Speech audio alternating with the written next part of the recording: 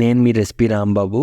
ఈ వీడియోలో అందరికీ ఉపయోగపడి అప్పటికప్పుడు ఏ కూరగాయలు లేకపోయినా ఈజీగా చేసుకొని చాలా టేస్టీగా ఉండే మనకి ఆనియన్ రైస్ అనే రెసిపీ చెప్తాను.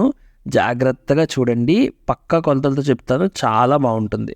దీనికోసం ముందుగా ఒక కళాయి పెట్టుకొని ఒక టేబుల్ స్పూన్ నూనె, ఒక టేబుల్ స్పూన్ నెయ్యి వేసుకోండి. నెయ్యి లేకపోతే 2 టేబుల్ స్పూన్ నూనె వేసుకోండి, పర్లేదు. అది కొంచెం మరిగిన తర్వాత ఒక టేబుల్ స్పూన్తో సోంపు జీలకర్ర కలిపి వేసుకోండి.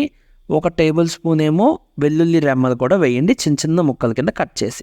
10 నుంచి 12 కరివేపాకు రెమ్మలు కూడా వేసేసి అవన్నీ ఇలా చిటపటలు ఆడుతూ ఉండగా 1 నిమిషం పాటు ఇలా కలుపుకుంటూ వేయించుకోండి. తక్కువ మంట లో ఫ్లేమ్లో పెట్టి మాత్రమే వేయించండి, లేకపోతే మాడిపోతుంది. ఇప్పుడు నిమిషం తర్వాత ఒక 3 ఉల్లిపాయలు నేను చూపిస్తున్న విధంలో కట్ చేసి వేసుకొని అవి ముద్దయ్యేదాకా కలుపుకుంటూ ఉండాలి. బేసిక్గా మీకు 5 నుంచి 7 నిమిషాల మధ్యలో పడుతుంది. 5 నుంచి 7 నిమిషాల దాకా కలుపుతూ మధ్యలో ఆగుతూ మళ్ళీ కలుపుతూ ఇలా ముద్దయ్యేదాకా వేయించుకోండి. ఫ్రెండ్స్, వీడియో నచ్చితే మాత్రం ఒక్క లైక్ చేయండి, నాకు ఎంతో సపోర్ట్గా ఉంటుంది.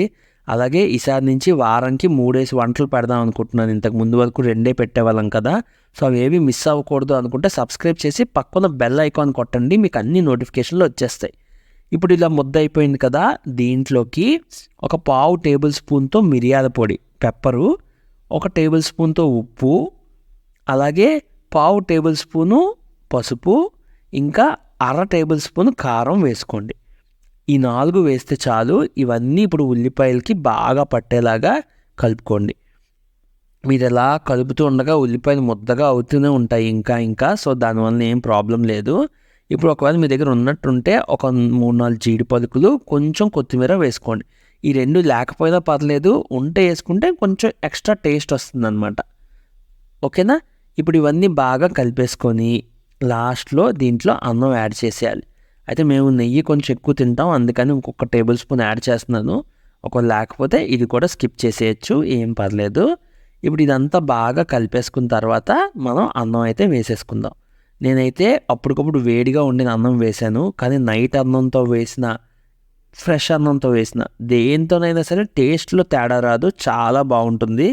బాగా ఉల్లిపాయలతో కలిసేలాగా అన్నం అంతా కలిపేసుకోండి. ఒక 2-3 నిమిషాలు కలిపేసుకుంటే మనకి వేడి ఉల్లిపాయ అన్నం రెడీ అయిపోతుంది. ఇది మీకు బ్రేక్ఫాస్ట్కి, లంచ్కి, పిల్లలకి ఎవరికైనా క్యారేజ్ కట్టడానికి, దేనికైనా సరే టేస్ట్కి ఏమాత్రం తగ్గకుండా ఉంటుంది. పక్కాగా ట్రై చేయండి, ఎలా వచ్చిందో చెప్పండి. నచ్చితే మాత్రం ఒక్క లైక్ కొట్టి ఎంకరేజ్ చేయండి ఫ్రెండ్స్. మీరు ఎంతమంది లైకులు కొడితే నాకు అంతమందికి నచ్చిందని ఆనందం కలుగుతుంది. అలాగే కామెంట్ కూడా పెట్టండి, మీకు ఈ వీడియో ఉపయోగపడుతుందా లేదా అని. ఓకేనా?